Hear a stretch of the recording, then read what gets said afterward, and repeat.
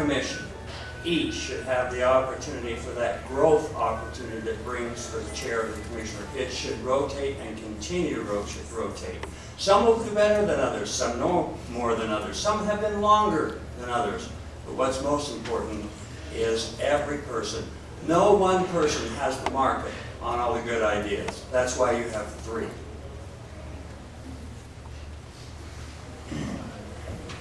Yes. My name is Mel Anderson. I'm from Roy. This question is also to all 3. What I'd like to know is what you individually think is the most important to add or improve in the county, and what you think is most important to stop or reduce or downsize, and why.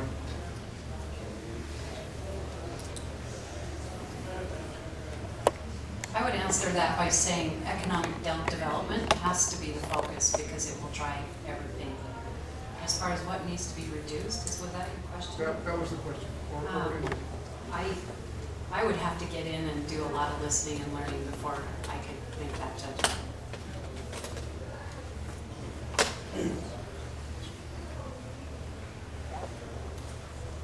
Jobs are so important that economic development is indeed important.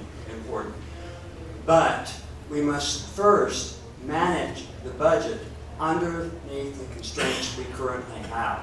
I've got some great ideas on how to take rainy day funds, one-time monies versus ongoing monies. How can we make an ongoing, working rainy day fund for those times of turmoil and strife that will certainly beset the county? That's my main goal, is to bring that budget into control and to create those rainy day funds for the tough days.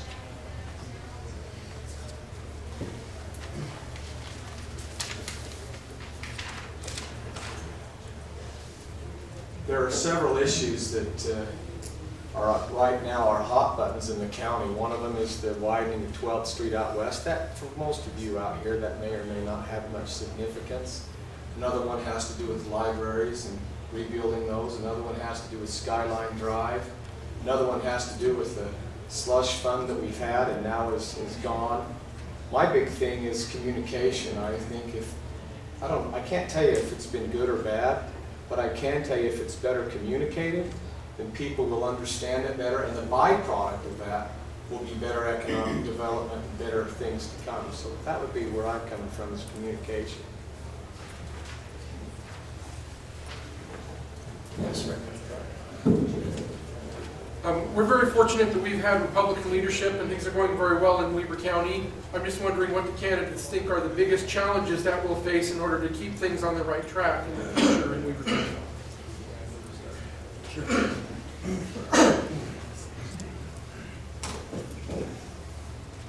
Can I just say that our nation right now is in a tumultuous time. The state is noted for one of the best states in the nation for budgeting and preparing for those crises that we come. That would be my input, because I think the county should emulate that type of action. And some of the things I'm proposing, I wish we had more time. I've talked to many of you at breakfasts and lunches and a lot around the libraries. I believe we can make it happen. We have fantastic people in this county. I think we need a little direction on budgeting and creating those things that will tide us over in those times to come. And I predict they will come.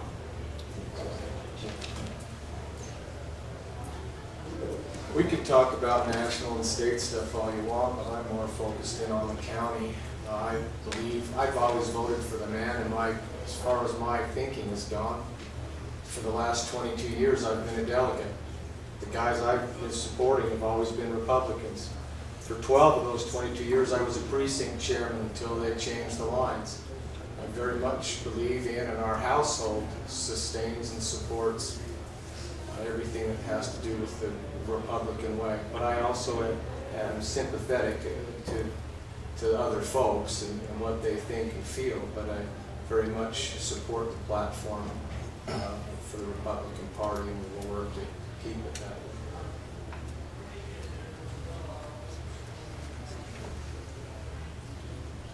Right now, Utah leads the country in job growth. And so for Weber County, I think our biggest challenge is making sure we get our fair share of that pie.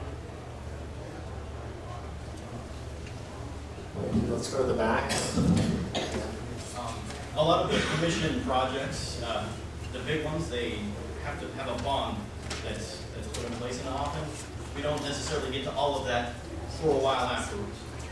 When situations like that happen, and maybe the optimal long-term solution is no longer what exactly was voted in the bond, where do you fall in collaborating with the communities on getting something done, putting the money back in, or only getting part of a project that's going to be better? Long specific. Can't hear. Can you be more specific? We're asking for Specific. Well, specific question. specific. Is there one specific instance that you can point out? Library. Thank you. I knew that's what you were meaning, but I wanted you to say it. I think as it relates to the library, and I've actually pulled this up and done a lot of research on that library out there. I'm not for rebuilding that library, rebuilding your existing library. I'm for building a new one out there. As you look out south, we've got a new library in Pleasant Valley, and it feeds the southeast. You got a new library in Roy that feeds the southwest. You'll have a new centralized library downtown. You'll have one that's already done up in the valley. It makes sense to me to have one northeast, and then as the growth goes, especially with the 12th Street corridor, to get another one northwest. But that can come in years. That's my feeling on it.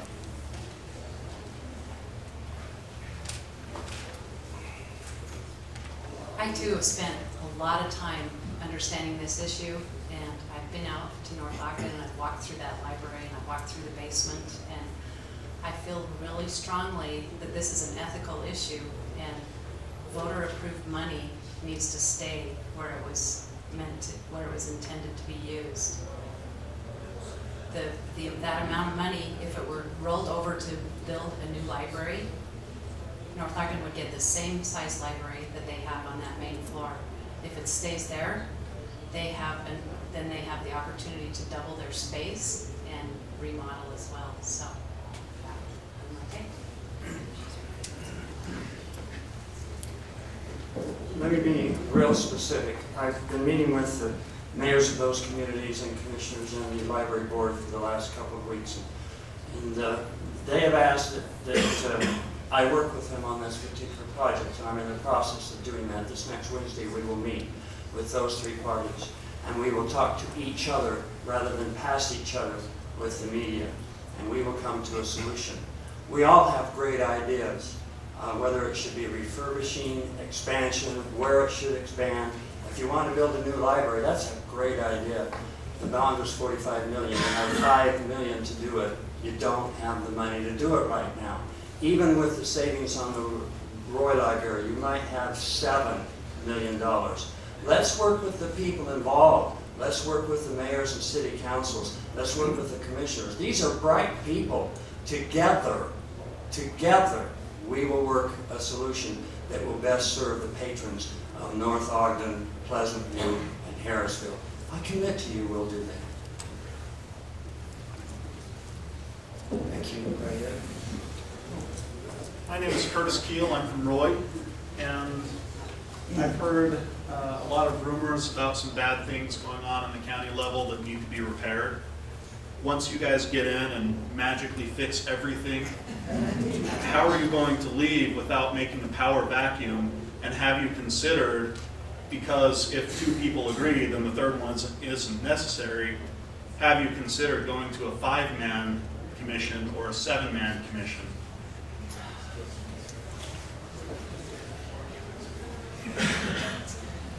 Great question. Wasn't that more than 2 parts?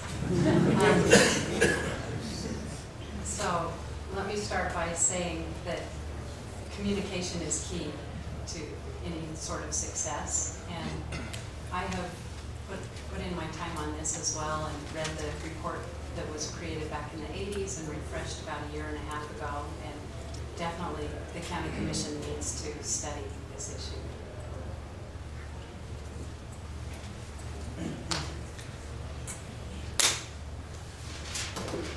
I've also had the opportunity to read that particular study and be involved in some of those negotiations. I think it would behoove us to look very closely at a 5-member. I don't think there's any question of that. Please understand when you do that, please understand that it is more costly in every instance it has been proposed and implemented. But good governance may be worth that. That's what we need to be looking at, as what is the best governance for Weber County and what we can afford.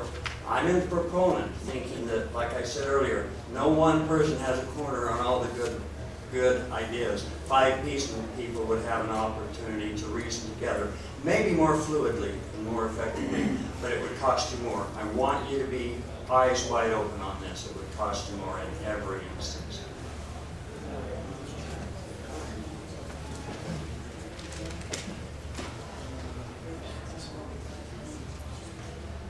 Folks, 10 years ago, this very election, well, at the opposite election cycle, but 10 years ago, you had it on the ballot to change the commission structure. And you overwhelmingly defeated it, keeping it a 3-man commission. If you want to change your commission structure, you know the process. I'm not opposed to a 5-man. I'm not opposed to a 1-man. I'm not for a 3-man. Whatever you folks want is, I think, what should happen. You listen, you learn, and you move forward. It's just really that simple.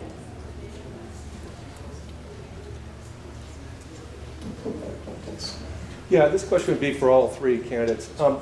The state government balances its budgets on the backs of the counties by not effectively reimbursing the counties for the prisoners they send to our county jails. And the prisoners at Weber County Jail have better health care than I do, and I'm the CEO of a company in Park City, Utah. What can you do about getting the state government to compensate our county, since $20 million is spent annually on our county, of which is about 1/3 of our property taxes sent to the county to run the county government? Can you repeat that question just briefly for us from the microphone maybe so we know what you're answering? Thanks. I'm sorry. Okay, doesn't count.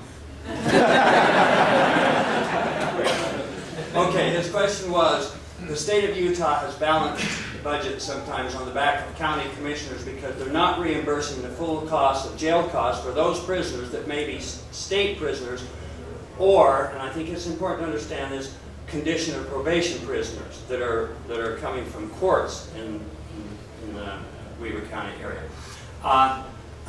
I hope you checked our records, and I hope you will check my record at the state government. I have been a proponent. That is exactly my argument. Thank you. Yay. And I've been working on that. There's a couple of legislators that have been so proactive. I have to say that this is one of them. And Kurt Oda and I, we have secured, again, in this budget this year, another $2 million to do exactly what you're saying to do. We want to start some of the programs in Weber County that they're doing in other counties and at the state prison, because it's imperative that you just don't send somebody to jail for punishment. You send them to jail as punishment. And while they're there, we must do something with them to help them improve themselves with those programs. That's what we need to be doing with that money. And yes, whether it's a contracted prisoner or a condition of probation, if you had another hour, I'd go into all of those aspects. We need to be funding those things at a county level to help those programs so recidivism stops, or at least is lessened.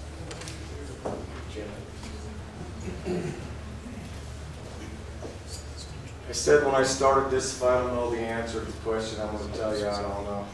I don't know the answer to that question yet, but I can tell you that I get about $480,000 worth of labor from some of the best stall cleaners in the whole state of Utah. Well, I can tell you as a county delegate that over 50% of our county budget comes from our property taxes. The other 50% comes from governments with strings attached. We don't have much control over that. But of that 68 some odd million dollars that comes from our property taxes, 20 million spent on the county jail, 10 million spent on the sheriff's department, 6 million is spent on free lawyer fees for criminals, and the state prisoners and the probationary prisoners they send to our county, they in fact entice us to build a bigger county jail for precisely that reason. They're compensating us about 10 cents on the dollar. And they stand up every year and balance their budgets in Salt Lake City on our backs in Weber County. It's not fair. Thank you. I would agree, absolutely, it's not fair. In Ogden City, we've been battling that issue with the halfway houses. There has to be more equity in the state. Right now, it's sort of like we're the dumping ground for so much, and I think that's got to be a collaboration between our state legislators and the counties and the cities, and it has to be equitable throughout the state, not just. Thank you. Just fight for us, would you? Thank you. Let's go to this gentleman right here. Yeah, I represent the 31st precinct. It's kind of at the edge of inner city Ogden, and there were 6 of us at our caucus meeting. I'm brand new to this whole thing, but I'm a young father, and I see the community right around me. On the South Ogden side, there's a lot of functioning families, and on the inner city side, there's a lot of people who don't have education, a lot of people who are stealing from their neighbors, who are running around breaking laws. I see police lights going by my house every day. So what can you do as county leaders to support family growth in those areas of our community?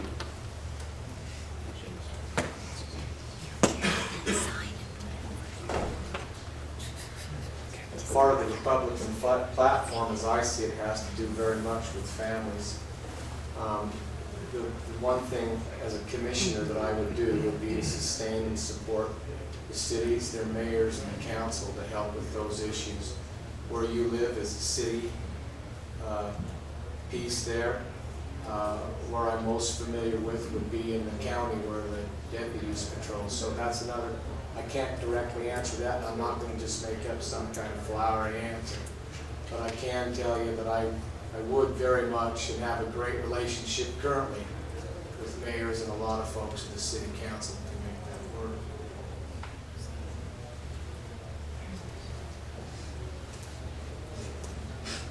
First of all, a salute to you for living where you live.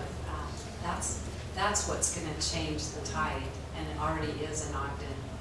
But also along with that, it just has to be lots of collaboration and partnerships. Weber State has an incredible dream program where they bring in those inner city kids and offer and educate them. So it just has to be lots of partnership and collaboration and breaking down silos, so we're all unified in fighting those kinds of problems.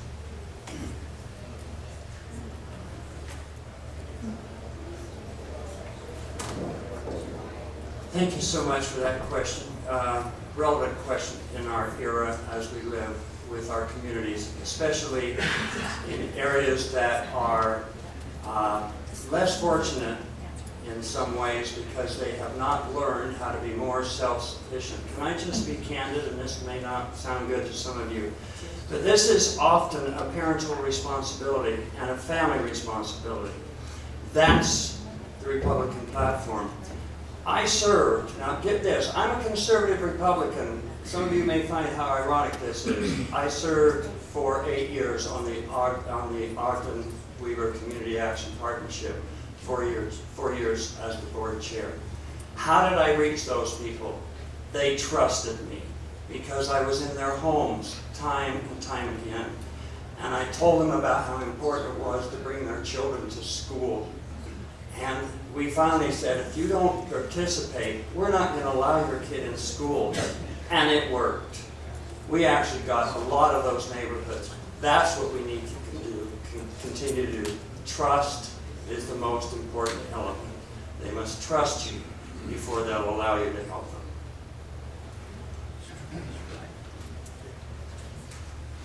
Thank you for your questions. It looks like we've got about 6 minutes left, so we're going to give each candidate 2 minutes to close, and then they're going to join our state candidates over here. So you're welcome to exit and go speak with them, ask individual questions, and our state delegates will remain in this room for the next portion of our meeting. So we're going to start with candidate Gochnour.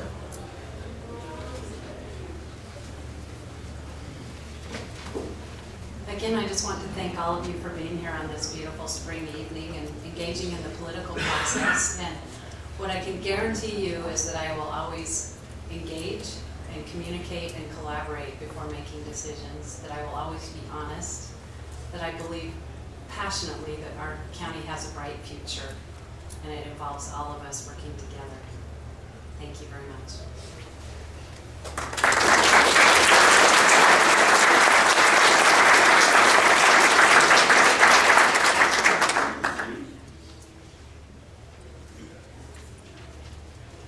Thank you. I don't think any of us will take that 2 minutes, but just say, I have a belief in you.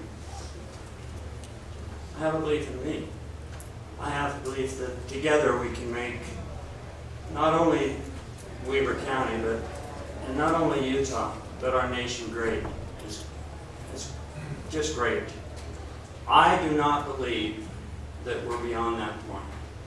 I still have a great belief that this is the greatest nation on the earth. This is the greatest state in the nation. And this is where people will look for guidance. I feel it to the bottom of my heart. And we must be prepared for when they do. Whether it be non-discrimination bills that we sponsor, whether it be legislation that balances budgets, whether it be a AAA bond rating, whether it means reaching into our neighborhoods to help teach children, whether it's intergenerational poverty that we have commissioners working on right now to solve a problem that has been going on for 100 years. And we're in Weber County trying to solve it. We are a model for the state. I have faith in you and in Weber County. We're going to make this work.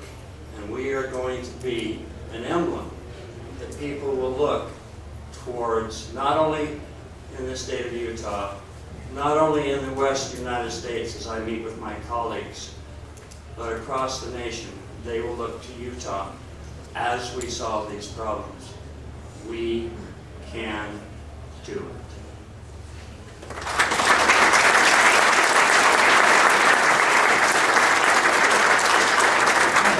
Thank you, Harvey.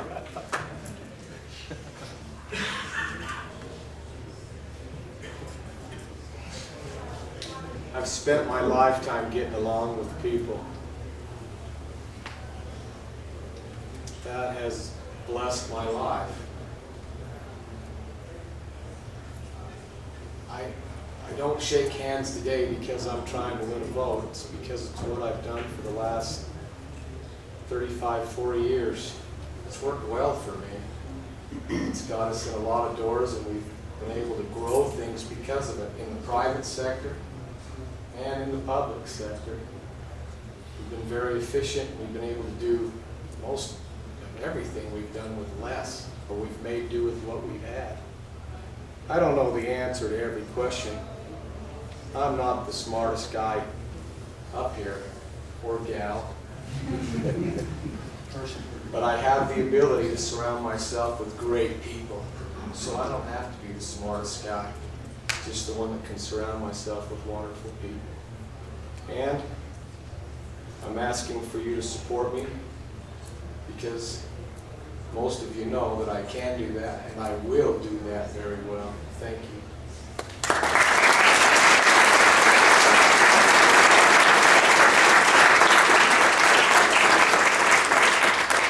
I'd like to just once again thank our candidates for being here and putting themselves out there. This is not an easy thing to do, and I'd like to thank you also for putting yourselves out there and representing the folks in your individual precincts. Thanks for spending the time. I'm a firm believer in the caucus and convention, and will do everything I can to protect the state level. But I just appreciate your participation and the importance that you've placed on this process and properly vetting your candidates. So thank you again. You can ask questions over here in this area where the state candidates are, and those who are state delegates are welcome to stay